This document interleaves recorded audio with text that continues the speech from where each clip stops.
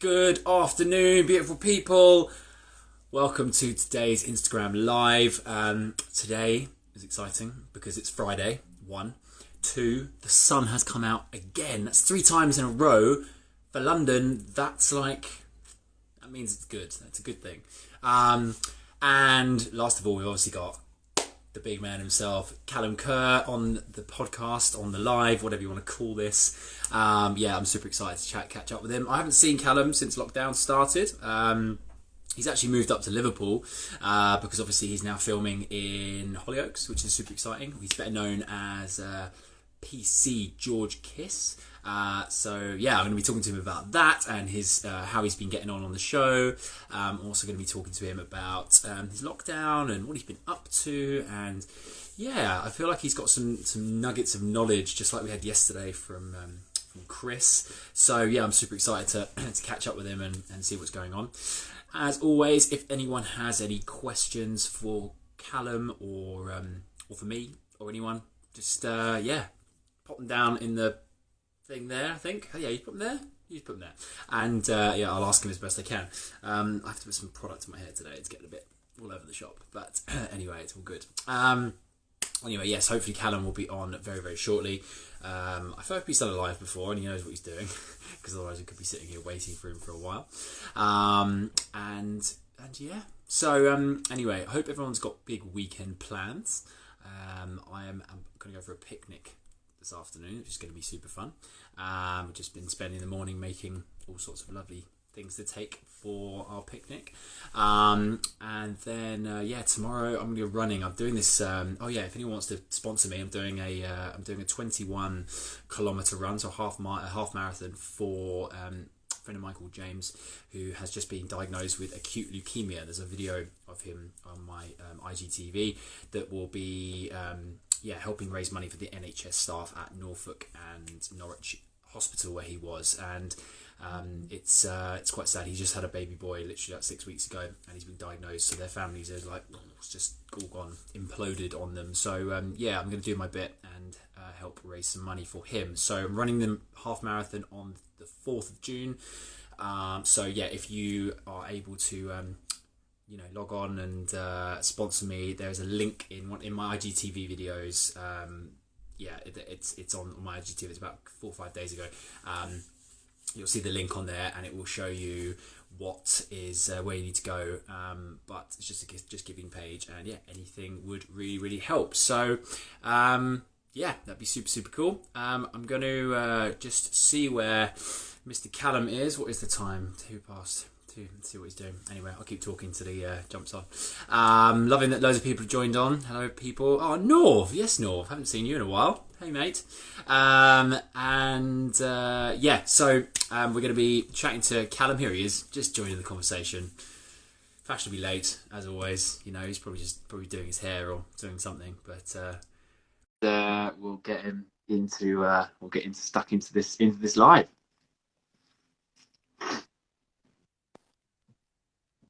What's up, brother? You were doing your hair, weren't you? You were doing your hair. Yeah, does it look like I was doing my hair? I am just at the shower, man. Like I got up just 2 minutes ago and I've just gone, there you go, I'm ready for my live. Yeah, as if I didn't spend 2 hours getting that just out of bed look. Love it. I love it. How are you, brother? I didn't know how to do this. I didn't realize I had to call you. I was just sitting waiting on a call. But, do you know what?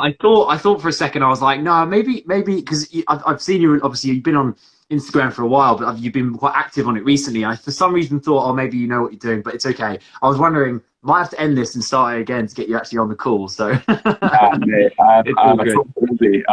this is the first time I've done this live thing. So, welcome. I'm so glad I'm popping your live cherry, as it's so called. So there we go. Think of a better person to do so, my man. Oh, there we go. Big love, big love. So, Mr. Callum, how are you? How have you been? What's been going on up in? You're still in Liverpool, right?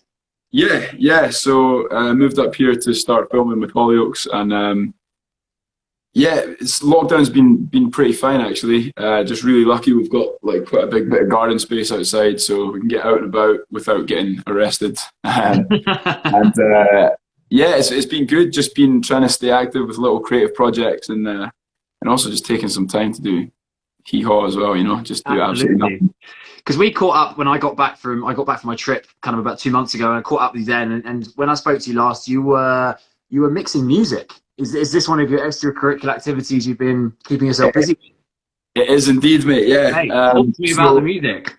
Well, I've been playing music since I was like 10 years old, maybe younger. But I can kind of play the guitar to like a decent standard, and I can sing to like just on tune. But as soon as I add them together and try and do them live, both of them go out the window. So if I was ever going to pursue music, I was never going to be like a heartthrob in the corner of a cafe singing and playing the guitar all sexy, because it just doesn't work for me. And I find it honestly a little bit kind of cringy when people do that. So obviously I got into acting a few years ago, but music's kind of been a passion of mine since I was young, and I just wanted to work out a way that I could write music and be involved in it, but just without being in a boy band or trying the X Factor or singing with a guitar on the street for outside a train station and try and get go up on Instagram or something. So I started learning how to produce, because I thought it's such a good way to actually learn about music properly, and you don't particularly have to sing on the tracks. You don't even have to be mentioned in the tracks, but you're still just making music. So started learning that about 6 months ago, I'd say. And then around about Christmas time, I invested in like some proper stuff. Yeah. Started doing some lessons with a mate of mine, Ted, who is already a very, very established producer. He's only 25 years old. His name's Ted White. He's doing really well. Awesome. So he kind of mentored me through the more professional stuff. And then as soon as the lockdown came in, I just started doing it every day, instead of like once or twice a week. As soon as I didn't have any filming to do, I just started doing it kind of every day. So it's good. I've learned a lot in a short time, and I think it's kept me sane, during the lockdown. Have you been putting in your backing tracks to any of your new TikTok videos? Nah, not yet, but watch the space, mate. You're going to come out like double angle, you know what I mean? Like TikTok and TikTok music. People are going to start doing TikToks to your music. That's what it's going to be like. Well, mate, that's pretty much how you get in the charts these days. I think, like, if you go into the top Spotify, worldwide songs, I reckon like 18 out of the top 20 are just big songs on TikTok, and that's how like Old Town Road and all those songs just got massive. He released that as an independent artist. I think he spent like 30 quid getting the song, like the instrumental. Then he went into a studio and put some lyrics over it, and then he just started making memes and TikToks about it. And then before he knew it, he signed with like Columbia. I'm sure it's Columbia Records, and he's got the #1 in like 10 countries, and he's just on tour everywhere. All from TikTok. TikTok. Well, it's like the Weeknd. The Weeknd did that song, the Blinding Lights, I think it's called, where everyone does the funny dance. Yeah, man, like that went off. Like I saw that popping up and again. I was like, what is that song? And then suddenly it came on my Spotify Discover Weekly, and I was like, this is the song. And I mean, I might have stopped my run just to do a bit of give it some. But did you hear that actually, Tom Moore, the guy that, raised so much money for the NHS? Oh, yeah. He did a song with, oh, God, what was his name? He did like an old school jazz song with an older artist. And they were sort of competing for #1 and #2 spot, him and The Weeknd. And apparently The Weeknd put out on Twitter, don't buy my album, or buy my song, buy Tom Moore's because it'll go to him, man. That's like selflessness at its best. That is amazing. He knows he's going to be fine later on down the line, but that's Tom Moore's time to shine, or Sir Tom Moore, as I should say now. He got knighted, didn't he? Yeah, and he turned 100 as well, didn't he? He made it. What 36 million. 36. It's unbelievable, man. Unbelievable. Crazy. And, so it's the same as who else did something like that? Drake. Drake basically was like, TikTok's a thing. Let me write a really basic song that has like dance moves in it and in the lyrics. I don't know if you've heard it. It's like it's really basic. It goes left foot up, right foot slide, right foot up, left foot slide. It's so catchy, but everyone's just like, that's it. So like anyone in the world, no matter who you are, can just be like left foot up, right foot, and then it just of course goes straight to #1. So do you know what? It's like back in the day when we used to go clubbing at 16, and it was the cha-cha slide. Remember that one? mate, it's basically the cha-cha slide, but just with a little bit extra cool sprinkled on top, you know. Got some of that Drake seasoning. Love that, man. It's so good, so good. So, talk to me, Hollyoaks. You've got a lot of fans. I've seen lots of people messaging, saying hello, waving, hello everyone from Hollyoaks, loving the fact that you're on the live. It's great. Talk to me about what's your feelings around, you know, Hollyoaks, and now that obviously it's stopped for the time being with lockdown and stuff. How's that looking going forward? Have you got anything that we can sort of feed your fans with that can keep them going, coming back for more after we get back from lockdown? Yeah, for sure.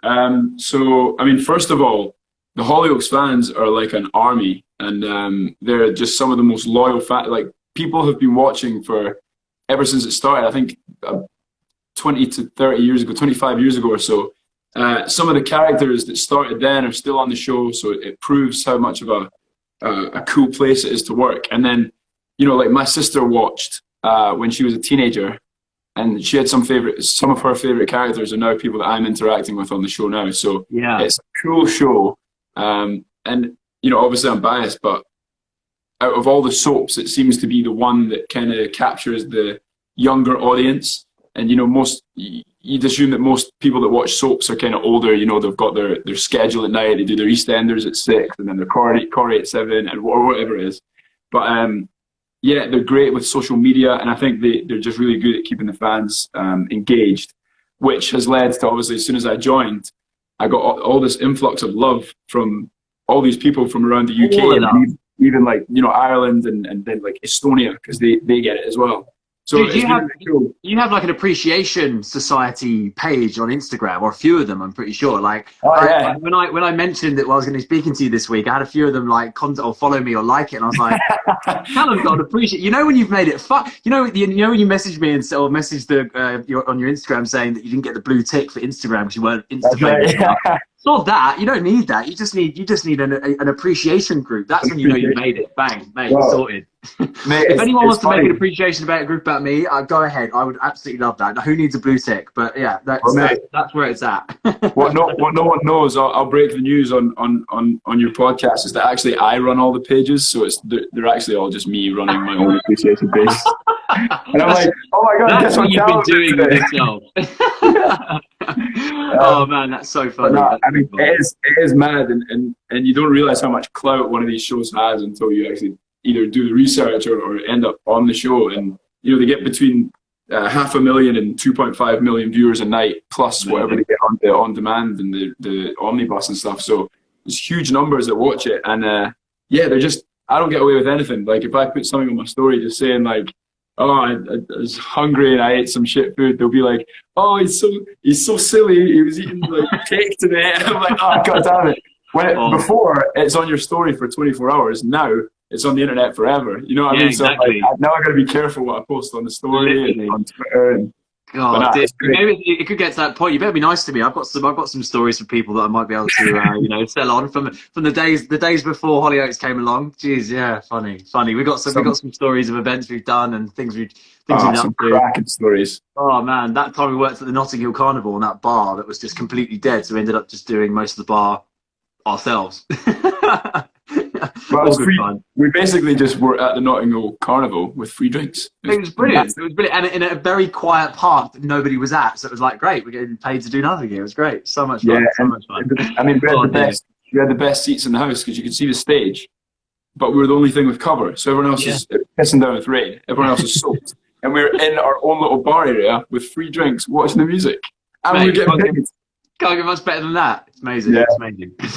So, Cal, I wanted to ask you a little bit. To go back quickly about, you know, if 25 people watching, if there is anyone that watches Hollyoaks, there is some cool stuff coming up, especially on my part, because I originally signed a 1-year contract, and they basically told me at the start it's going to be a bit of a slow burner, and all the busy stuff will happen towards the end of the year. You know, it's the main storyline for this year, which is this big drug storyline. So actually, when I go back, I'm going to be super busy, because not only am I going to have to catch up on stuff that we've missed over the last 2 months, this was going to be my busy part of the year anyway. So there's going to be loads of stuff on Hollyoaks with me involved, which I'm super excited about. And, you know, from what I've seen on Twitter, everyone's like, get more George Kiss in the show. And I'm like, yeah, it's coming. It is coming, but it's a slow burner. So as soon as we go back, hopefully in June or the end of June, it should just be balls to the wall. Can you see the questions popping up? There's one from who we got? We got from Sean Anderson. Do you make it past New Year's in terms of appearances?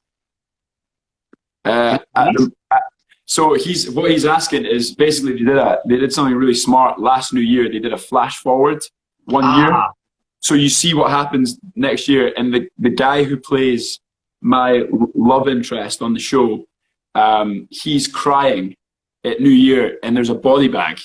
So there's like all this speculation as to who's in the body bag. And because I wasn't filming yet with Hollyoaks, I was in the New Year's episode, so everyone's like, it's going to be him. So what he's asking is it you in the body bag? And he's trying to get some clues. But what I'll say is, and this is full honesty, is that I don't actually know who's in the body bag, and they didn't tell me when I signed up, and I don't know what I can really say. But what I can say is I genuinely don't know who's in it. But they picked the best guy to be the one that's reacting to it because he's a school teacher. He's got a huge family, which is the biggest family on Hollyoaks. He's got a new love interest. He's got loads of old love interests. He's basically connected to everyone in the show. So basically, it could be anyone. I'm hoping it's not me. You know what I mean? I don't want to die. No, exactly. And also, Jason Buckby said, "I hope you don't turn out to be a serial killer or controlling." So yeah, it's fingers crossed. You say the gorgeous PC George Kiss that everyone seems to absolutely love and adore, man. You've struck gold, my friend. You've struck gold. You could have got that role as the serial killer or the guy that nobody likes that sits in the pub all day and just like takes the mick out of people. But no, you got the sexy policeman. Of course you did. That might have been more fun, but yeah, maybe not as respected. It's funny because there's a guy on the show. He plays the kind of head brain surgeon. He plays the character of Edward, and he's a great lad, really great lad. But because he plays a mean character, people on Twitter are like, "Get him off the show. He needs to be killed off. He is vermin. He is scum." And people don't realize that he's such a lovely guy. But because he plays this character in the show, they almost think, because they see him every night, that's him as a person, and they're like, "We hate him. He's so nasty." But they don't realize without him, some of the best storylines over the last few years would never have happened. Yeah, exactly. You know what I mean? So it's you got to take the good and the bad, and sometimes as an actor, it's fun to play the bad guy. Absolutely, and also it kind of it builds that profile, gives you a bit of diversity. The thing is with these shows is that you can stay in them forever almost, and you can become that character that's so ingrained in a series, and you become part of the furniture, which is a great thing because it means that people tune in to watch you and to have your input into the show. So yeah, man, I'm super excited to see where your career goes with Hollyoaks. I think it's going to be a really, really fun, sort of series to get into, but also just, as you said yourself, it's the stepping stone for you. It's the next level up. It's the thing that you've been wanting ever since I've known you to get into and stuff. So, man, it's super, super cool. Super, super fun. One thing I did want to touch on was, obviously, during lockdown, you mentioned that you've been getting into music and you've been having lots of time to yourself and reflecting and kind of working out on things. What do you think you're going to take forward? This is my life coaching kicking in for a second. What do you think you're going to take forward from what you've learned in lockdown through to kind of the next step, the next series of when you go back to Hollyoaks, when you go back to normal life, what have you taken forward that you think, right, I'm glad lockdown happened because now I can see things like this? I think, so I just want to make sure I answer this right and don't try and just give some kind of, blasé general answer. I think, relationship wise, when you're stuck in a house with someone, no matter how, I've lived with my girlfriend Olivia for almost 2 years now, and in general we get on. Of course, every couple have tiffs and arguments and stuff. In general, we get on, but then suddenly going from being, I'm quite a social guy, and sometimes I'll be out of the house at 6:30 in the morning to work, and then I go to the gym, and then I either catch up with friends or I go to my mate's studio and do some music, and sometimes I'm not back in the house till 10 at night. Yeah. So it gives you time to miss each other, and then at the end of the day, you've got something nice to talk about. Whereas when you're locked in the house together, you're just completely you're just absorbed in each other's lives, and you know everything that's happening. You know if they're in a bad mood, or if they're work's not going well, or you know if things are. So it's not like you meet at the end of the day and you go, "Oh my God, you'll never guess what happened to me today." So I think we've learned to communicate in order to kind of continue to get on, and we've learned, for example, like Olivia will work in the kitchen when she's working from home, and I'll go downstairs and work in one of the bedrooms, just because it's nice to get away from each other for 8 hours sometimes. You know, we're both just cracking away at work, and then we'll come back and have dinner and sit at the table and light a candle and be like, right, let's talk about it, because otherwise it's just, you know, you end up having nothing to talk about, and then, you know, it's like you just end up getting on each other's nerves, and then you're like, oh, you know, I'm going to go to the other room, and then it's, you know, you can easily end up arguing about silly things. But I think that it forces you, because you can't just leave. It kind of forces you to talk about an issue right away if there is an issue, and I think ultimately our relationship is better. So I'd say that's one of the things that I've kind of learned, and then another one is actually to take some time to do nothing, to relax, because like I said before, I'm up at 6, Hollyoaks, gym, music, bed, up the next day, shit, I've got that to do, and then there's to-do list from the day before that didn't get done, plus learn the lines, and it's been good. I've watched loads of Netflix, like, you know, every night we're watching an episode of something, and it's good. But can I turn that question around on you? What have you learned, mate? Especially doing the job that you're doing, because you, obviously you're kind of studying this, but have you found that there's things that you've studied that you should know the answer to, but actually you've struggled with during? Absolutely, man. And thank you first of all for asking me. I mean, it's when I do these shows, you know, quite a lot. You know, I've done one almost every day, weekday since lockdown, and I've really enjoyed talking to people. But yeah, often it doesn't get thrown back at me. So thank you for asking. And yes, I have learned a lot about myself. I have learned a lot about the way in which I use my time. I think that one thing about living in London is that it's a busy place, and you get sucked into things left, right, and centre, and you become sort of like a bit of a prisoner of saying yes to everything, when actually a lot of the stuff you intend to do isn't normally serving you. It's sort of doing it for other people. Now, I'm not saying that doing things for other people isn't a good thing, but you have to sort of draw the line at a few things, you know, and you've got to ask yourself, and what I've learned most is to ask myself every day, what is the most important thing I can do today to make sure that I am doing the right thing that's right for my journey, right? So if I look at my to-do list and it's got 20 things on it, what's the one thing on that to-do list that if I don't get anything else done apart from that means the day's complete, you know? And when I've started doing that, and it makes the day feel a lot more purposeful. And it also makes me feel like I'm actually accomplishing things rather than putting things off all the time, you know? So I've had my fair share of watching Netflix, and, you know, what I'm trying to do is get into a really good routine and, you know, get up, exercise, you know, cook some food.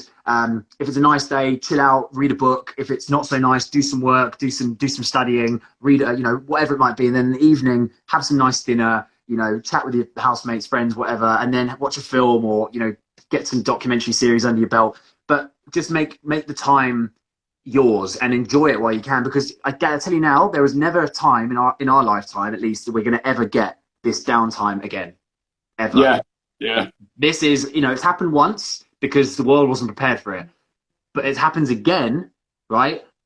We're going to be prepared for it, and maybe there'll be mini lockdowns, but it's never going to be the same as it is now. So I think that we just need to take a step back and go, you know what, we can't control this. So we just need to control how we handle this, and that is in a way that works for you, whether it be reading loads of books, studying, watching Netflix, you know, painting pictures, cooking banana bread for days, whatever it might be. But understanding that life isn't as busy as you want it to be, or needs to be. You can make it your own, and you know, take the time out to just be, you know, whole with where you are right now, be present, and stop worrying about the future, because you can't control it at the end of the day. You can't do anything about it. So why worry? Why stress yourself out? But I think that's a great point that you're making about kind of adapting to the environment, instead of, you know, you could try to continue your busy London life, but you can't see anyone and you can't do anything anyway. So you adapt to the situation around you, instead of kind of, you know, if you look through time from, like, I don't know, even World War I all the way up to now, all the economy crashes, the housing market crashes, the wars, the internet coming along. You know, it's not always bad things that make the world change, but it's those who adapt to it quickly that continue pushing on in the world, and those who don't just get left behind. So with what you're saying about, this is now the situation and you've adapted in order to continue developing through through this new situation, I think that seems to be the most important thing to keep going forward, because it is a nightmare when a virus comes along and starts wiping people out. But there's three ways you can look at it. You can ignore it, you can be scared of it, or you can try and tackle it. And I think that the way that we're going to get over it is to try and tackle it. And whether it's a scientist trying to find a cure, or it's someone who now works from home instead of in an office, like you're still tackling the situation and cracking on with life, instead of sitting around and either crying or just turning a blind eye to it and going to the beach with 19 mates and exactly all ended up with coronavirus. But as with, like, for example, with your music stuff, right? You don't know that what you're doing now in the sense of learning how to mix music and make music and produce isn't going to have a compound effect later on down the line. Like, let's, for example, say that you do Hollyoaks for some time, but then decide that isn't the path you want to go on, and you want to do something else. You've got that knowledge that you did back in quarantine, back in lockdown, where you learned how to mix, and you've got that under your belt now. And guaranteed, if this hadn't happened, you might not have had the amount of time, effort, energy, motivation to want to do that, because you'd have been full blown filming and doing all the other stuff. Yeah. So, you've got to look at sometimes the positives. It's the same with me. I've been in the modeling game for 10, 11 years, right? And I've been life coaching for a while, but I haven't really given it my 100%. And this has given me the opportunity to just go, well, what else have I got to lose? Let's just go and tackle this full time. And so that's why I've started becoming more prevalent on social media. I've got my website up and running, and just doing things like that kind of just put yourself out there. And the thing is, I know myself well enough to know that it would have taken me 5 times longer to do what I'm doing now if life was as normal. So you always got to look at positives in every situation. There's that expression that goes, with every storm, there weathers a new crop or something. It basically says, right, the storm could come, wipe out everything, it'll be left barren, but then new stuff will grow out of it, and that's the stuff that you then nurture and look after. So yeah, man, it's a big time for self-development. I really believe that, and I think that if people are interested in self-development and would like to better themselves in any way, shape, or form, then this time is the time to do it. Just be your initiative, do things that make you happy, work on that thing you've always wanted to work on, start painting if that's a thing for you, work on that business plan, start running if that's what you wanted to start doing. Do anything that makes you happy, but do it with the time you've got now, because I guarantee you, as soon as life goes back to normal, we're going to have no time. Yeah. Catch-ups galore and, beer garden sessions and all sorts. It's going to be crazy. It's going to be crazy. It's going to be good. We obviously, you and I have been self-employed for the last, I've been 6 years, you probably longer for you, but so we obviously look at this time as like a way to develop our careers and adapt our careers. But doing something in lockdown doesn't mean like, all right, well, your work's furloughed you, so you have to start a side business. It might just be like, look, your kids are 11 and 13. One day they're going to move out, so take this time just to chill with your kids. Yeah. It doesn't have to be something that makes you more money or makes you fitter and makes you have a six pack. It can just be like, let's just chat with your kids or learn what they like to do and help them on their journey of learning something new. Or I think one thing that I've seen a lot of on social media, which I kind of agree with, is like that there is a lot of stress from, and I think with social media it can be quite hard, because with people like us who, as soon as something like this happens, we think, right, next thing, we've got to learn something, we've got to do stuff, we've got to take care of our time.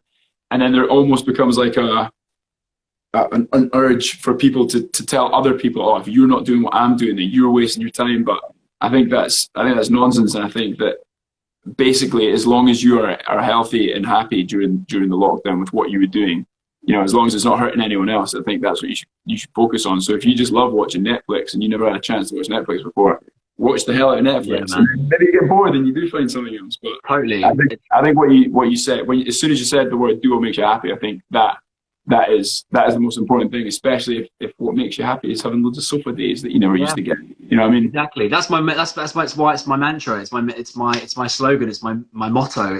I do what makes me happy. And the thing is, that changes on a day-to-day, week-to-week, month-to-month basis. You know, when I'm in London, what makes me happy is, you know, working hard and seeing my friends and doing stuff like that. When I'm on holiday, what makes me happy is surfing in the water and getting up early and going for a run, or, you know, but it just depends on where you are and what you do. But so long as you've got a smile on your face and you're happy, like, just do it, man. It's like, get it done. Thinking, as soon as you said holiday, I thought you were going to be like, you know, as soon as I'm on holiday, I get really drunk and eat loads of food. That's what happened there. I just like spend the whole time just like, woo! Oh, it's good. Callum, before we wrap this up, I just wanted to do a quick fire question round for people that might want to get to know you a bit better, but we maybe haven't got the chance to ask you these questions. So if you're ready, I'm going to fire some questions at you. Just give me the first answer that comes to your head. Are you ready? All right, okay. Disclaimer, I'm not that good under pressure. I like to take my time with things. So if I say something that I'm not supposed to hear, let's just put it down to being Jack's fault. Okay, ready? Perfect, done. It's all you. Yeah, any What is your favourite takeaway or favourite Deliveroo? Chinese or Asian food. Yeah, like it. Yeah. I mean, love pizza. Yeah. Sorry, quick fire. Sorry. What's your favourite app you're using at the moment?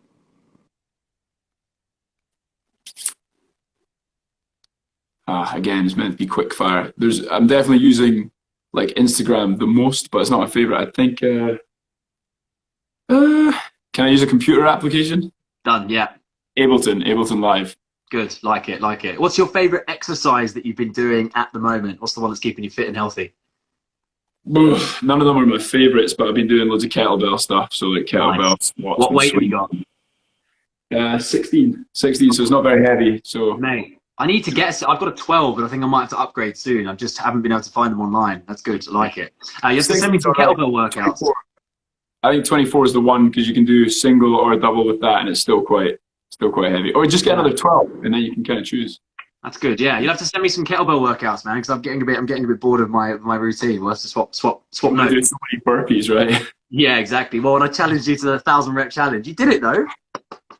Almost died, but I did it. Yeah. It was good.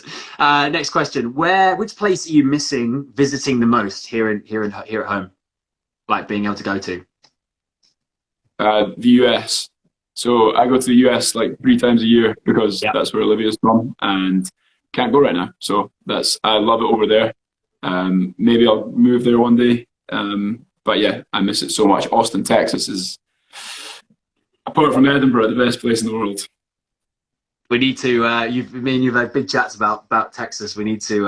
If you do go there, I'm coming out first spare room victim. Well, it's got spare room for you, my man. It'd be good.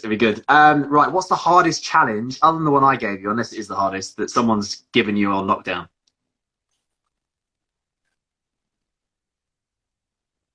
I learned how to barbecue. It was more of a self challenge, but more difficult than I thought. like it. Learned a lot, mate. You don't cook on the flame. You know, you let the coals actually go down to white, and then they're like amber. I was just setting up a fire and then just charcoaling everything, so that it was like black and then probably still pink in the middle. But now I'm getting quite good at barbecuing. Barbarian style. So there's a good YouTube channel called How to Barbecue Right. It's a big guy from Mississippi. He's like 25 stone.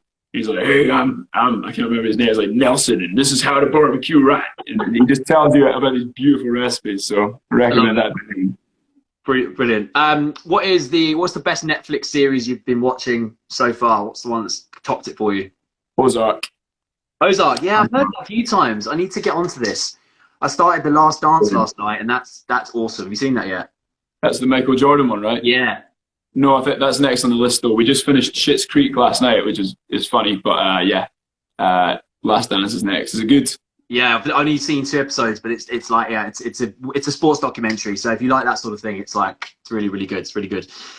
Mate, what's the best book? And I know you like to read, but what's the best book you've read recently, and what has it taught you? Just looking at the shelf now. There's a few that I put on my Instagram. Well, I think I read a lot of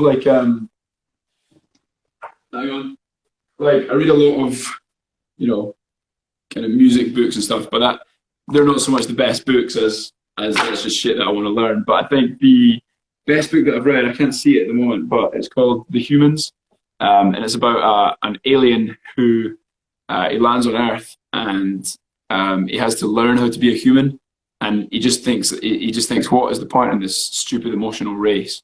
He's from an alien planet where they don't live. They don't die, sorry. So they live forever, and they're almost just calculators, and they're all very like fact based, and they just do the best thing that they can do at the time. And he slowly learns how to become a human, and he makes humans look kind of stupid at the start, and it's very, very funny. But then towards the end, he starts learning how to become a human, and then learning that if you're going to die, each day is so much more special than if you're just floating around space and being a calculator. So it's a really, really charming book about love and family and like the dog. These aliens can't believe how loyal dogs are. And it's just like a love letter to having that. Love that. But it's really good. It's really good. It's I won't spoil it, but it's just a really, really nice story. And then just quickly started this one. Loads of people have read it, but it's called Shantaran. Yeah, big one, big book. True story. Yeah, 1,000 pages, mate. I'm like 300 in. Usually you finish the book by 300 pages, but it's a true story about an Aussie criminal that he escapes from jail, runs off to India and learns about India and humanity and life. It's a really good. Majority of it was written in a cafe in Mumbai, wasn't it? That's right, yeah. Yeah. I was in Mumbai recently, and I went and saw where that was written. It's like a massive tourist spot now, obviously, but yeah, big book. It's a good one, man. Thanks for those. Those are some good recommendations. How would you describe yourself in 3 words? I mean, I know how I describe you in 3 words, but I want to hear from you. Yeah, crazy, mad Scot. I'd say this is a tough one. So I don't like being I don't like self, I like blowing. Just pretend it's between me and you, my friend. It's between me and you. How do you describe yourself? I'd say intense. I'd say fun, and I'd say driven. Nice. I'd also chuck charming in there. I think that's definitely up there. You would be a charmer yourself. Charmer. Just what is the first thing you do when you get up in the morning? It's boring. Brush teeth, put the coffee on. Like it. Take the multivitamins. Try to start making smoothies. Just got a smoothie maker, so that's gonna jump in as well. But good. Yeah, it's pretty basic stuff. Good stuff. Get the caffeine hit and get ready to go. Love stuff. What's the best piece of advice you've ever been given?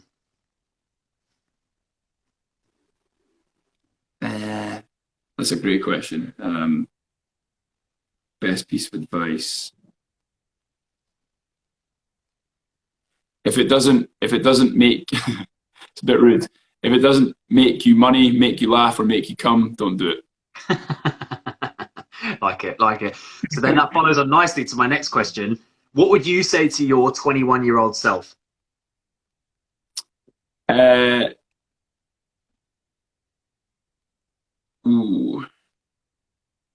21-year-old self is just don't doubt it. Just stop doubting things. Good. Because I was driven and I was motivated, but just every step that I made, I was like, oh, am I doing the right thing? I don't know. Like, I think sometimes the option of loads of choices can what do they call it? They call it paralysis by overanalysis. Yeah. And sometimes when you have too many choices, you start overthinking each one, and then when you choose one, you go, oh shit, I don't know if I'm doing the right thing. I think if I was 21 again, if I could say something to my 21-year-old self, I'd say, drop everything, drop all your doubts, and just go for it, because actually nothing matters. Another one, if I might add a second one, is don't get into debt.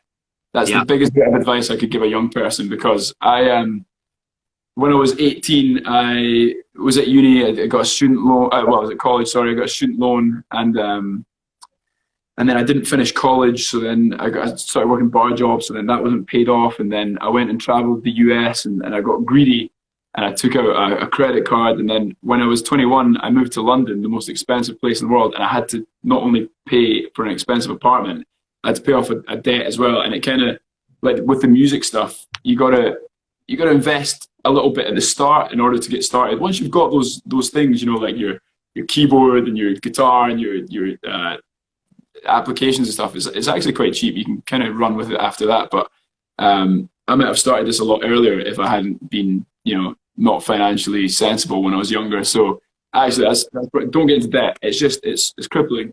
I mean, there's good debt. You know, get a mortgage. That's different. But yeah, I'd avoid student loans, credit cards, and you know, bank loans and wongas. And it's just the companies don't care about you. And the best thing you can do for yourself is just avoid them, I think.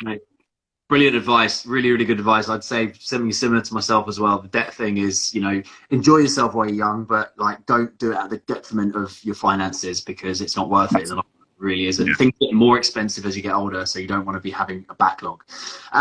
What is your greatest strength?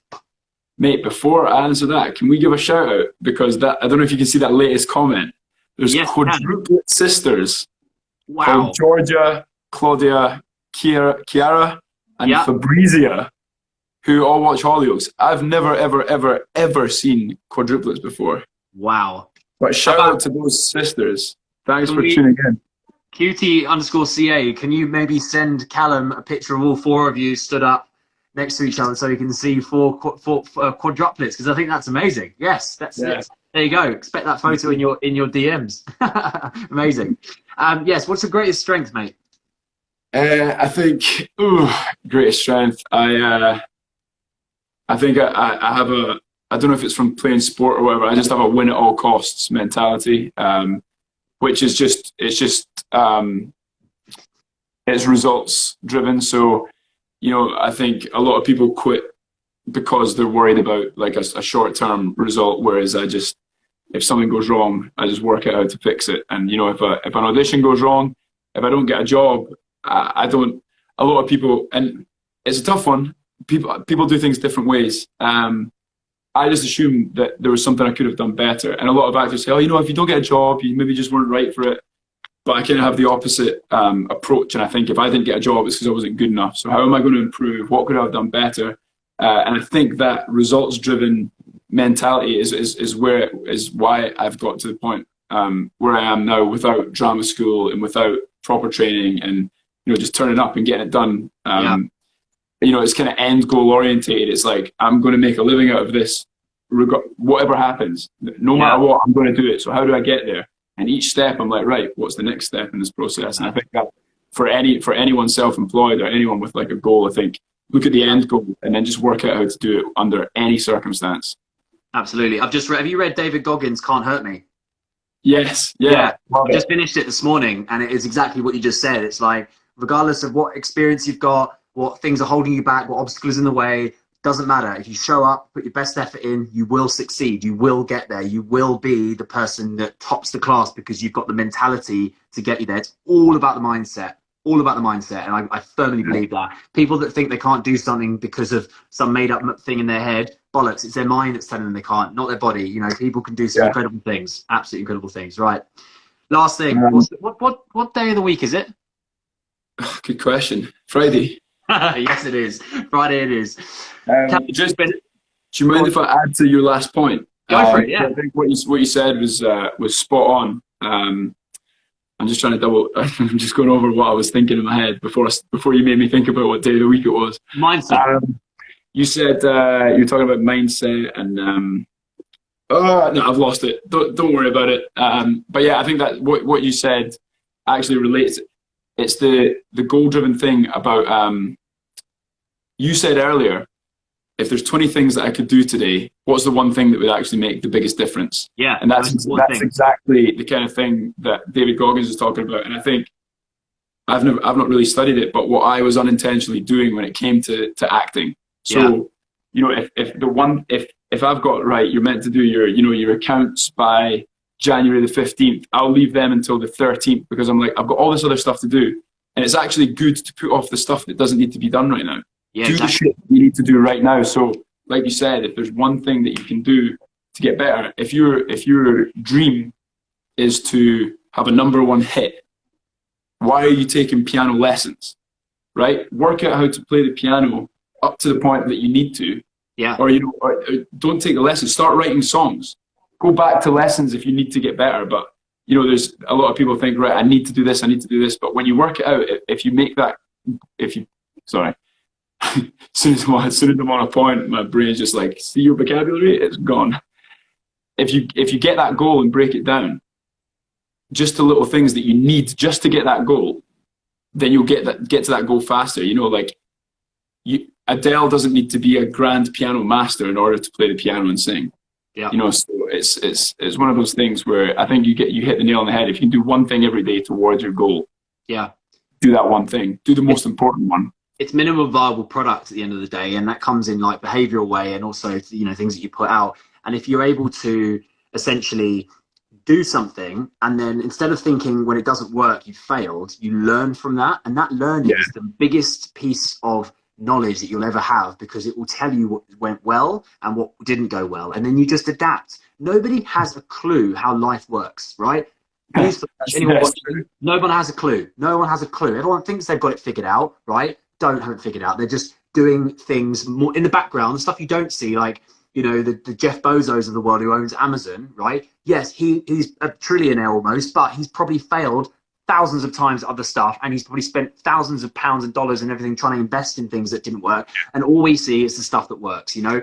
Callum, this lovely man here that you all absolutely adore, has once been someone who has been at the bottom of the rung, but has worked his way up in everything he's done to get to the point where he is now. Like, he didn't start off just being a fantastic actor.